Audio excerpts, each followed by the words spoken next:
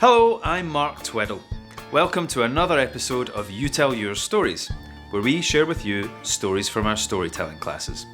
You can learn more about our classes both online and in Burbank, California by visiting youtellyours.com, or watch our Facebook Live sessions every Friday on the You Tell Yours Facebook page.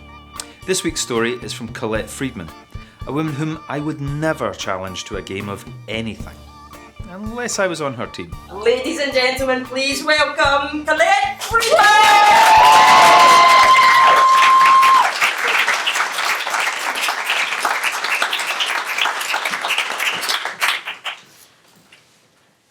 I live for a good challenge, but that doesn't mean I'm a competitive asshole. I grew up in a really competitive family. We would have 5-hour games of Risk, Monopoly, Connect 4. We had actual throw-down Scrabble tournaments. But it defined who I was, and I had a blast doing it. I was the only girl on an all-boys baseball team. Not because I was a competitive asshole, but because the boys were better. And I wanted to be better. I wanted to be better than them. A competitive asshole is someone like the guy in the cargo shorts with the goatee on the opposing co-ed entertainment softball league who slides into me at third even though I have already gotten him out and bends back my finger, breaking it in 27 places and maiming a perfectly good birdie. That's a competitive asshole. I think I realized the difference my first year of college. I was one of the only 2 freshmen who made the varsity lacrosse team. And our lacrosse team went to camp. It's like a winter lacrosse camp for a week in Florida with all the other teams in the country. And we were separated into groups according to our skill level. We're supposed to be with our peers. So we're separated into 20 different groups. And as a Division III freshman, I was put in group 20. Well. After about half an hour of playing with my peers, I left and found my coach and I said, my peers are not challenging me. She gave me a look, which I only came to understand years later when I became a lacrosse coach myself, which is I want to punch you in the face so hard right now. But I can't because you're a kid. So instead she said, follow me. And I thought, great. We're going to group 17 because in my head, that's where I thought I belonged. Instead, she brought me to Sue Stahl. Sue Stahl in the world of lacrosse was God. She was the head coach of Temple who had just won the national championship. She was the head coach of the US squad who boasted all the best players, past and present. I was completely in awe of her. So my coach brings me to Sue Stahl and says, Miss Freedman doesn't feel like she's being challenged. And Sue Stahl gives me a look, which I did recognize.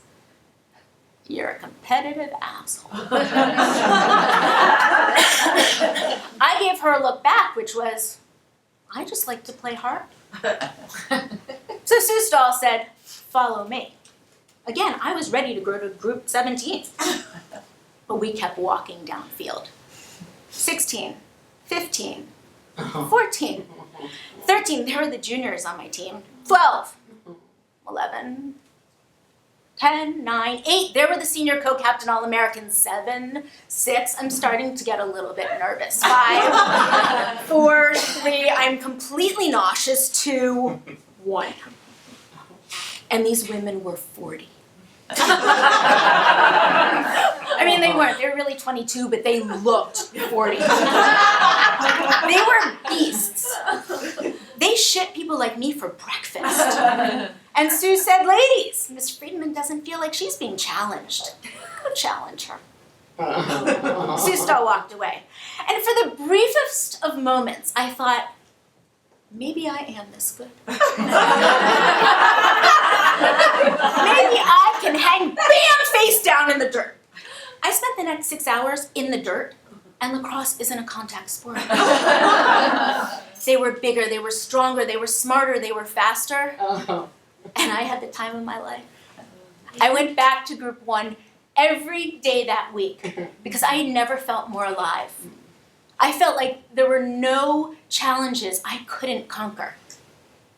On Saturday, May 11th, 2013, the love of my life, Mark Troy, was taken to the emergency room with severe headaches and extreme nausea. I said, "It's fine. We got this." On Sunday, he had a series of seizures and had to be put into an induced coma. I said, "Hey, we got this. We can fight this together. We can overcome this." On Monday, he was diagnosed with meningitis, and Tuesday, Wednesday, and Thursday, the meningitis ate through every single major organ in his body. On Friday at 2 o'clock in the morning, May 17th, 2013, he was pronounced brain dead. And I told them to pull the plug. And in doing so, I pulled the plug on myself as well. I don't remember the next year and a half. I remember drinking as much as I could to numb any kind of feeling that might come up. The only exercise I got was pressing the return key on my computer, buying stuff on Amazon. Didn't matter what. Blue vacuum cleaner, orange rug, 20 pounds of bath salts. The only challenge I had was trying to figure out, when all those Amazon boxes came, what I had actually ordered in my previous evening's drunken stupor. For someone who had spent her entire life aggressively living for the challenge, I was passively sleepwalking through life. And then one extraordinarily ordinary day, I was sitting in a diner with a friend having a grilled cheese sandwich and a shake, because misery loves carbohydrates. And his wife called and said she was on her way to boot camp. And then something happened. I don't know if it was Mark Troy screaming at me from the other side saying, "Wake up and engage." I don't know if it was Sue Stahl handing me a challenge on a silver platter. I don't know if it was the fact that I had already bought everything Amazon had to offer. But I heard the word boot camp, and I heard the word challenge.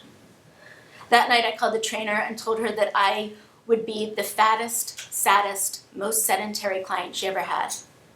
But I would also be her biggest accomplishment. And I woke up. The challenge was back. On October 6th, 2014, I went to my first day of camp. I ran a 14.5-minute mile and threw up twice. But I went back. Every day I went back because that was my group one. And I know lacrosse isn't like life.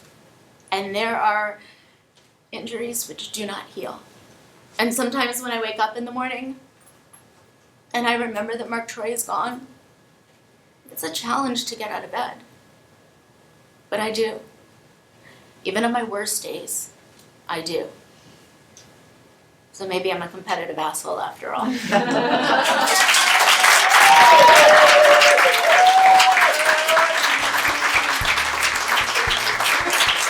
Hope you enjoyed Colette's story. Our storytelling techniques are a practical way to help get yourself heard. Head over to youtellyours.com for details of our classes and events, both in Burbank and online. You can listen to this as a podcast at podcast.youtellyours.com or find it on iTunes or even Google Play. And don't forget to subscribe to the YouTube channel or the podcast. You can email me at mark@youtellyours.com if you have any questions or requests. Thank you for listening or watching.